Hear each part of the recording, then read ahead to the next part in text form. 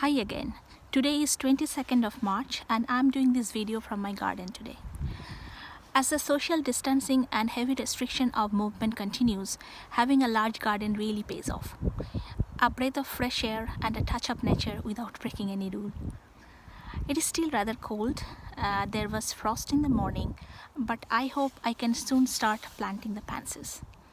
The lockdown and the restriction of movement is now a global phenomenon. More and more countries are banning the international flights and closing the international borders. It has been implemented even in many Latin American and African countries who have been less hit so far.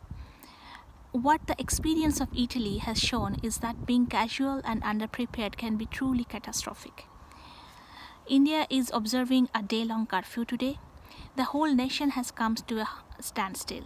The people are more or less following it though, even though the actual number of infections is still under 300 with just 5 deaths.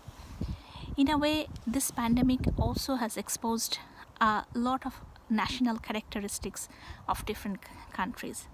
In China, first they wanted to suppress it, and when that was turned out to be impossible, they imposed a very strict lockdown order. People just had to follow it, otherwise they risked the full wrath of the state.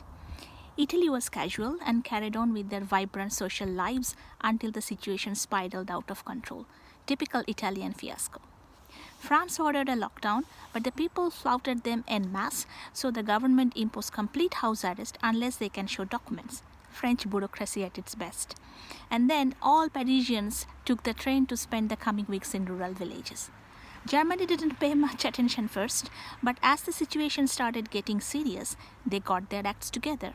Set up makeshift hospitals, increased testing, and people also obeyed the instructions in general. Results is many infections, but comparatively very few deaths. German efficiency. I don't know what Russian public are doing, but Mr. Putin closed the borders, scoffing at the EU chaos. He, of course, continues to shake hands in physical meetings. I mean, he is the strong man, the invincible. What can a tiny virus do to him? Among travel bans, all countries are allowing citizens and residents to come back, except for UAE. They don't allow even their long-term residents to come back home, making a Dubai-based young Indian girl stranded at the Frankfurt airport, medieval Middle East. In Sweden, the government didn't impose any formal lockdown, but recommended social distancing, and people just obeyed it.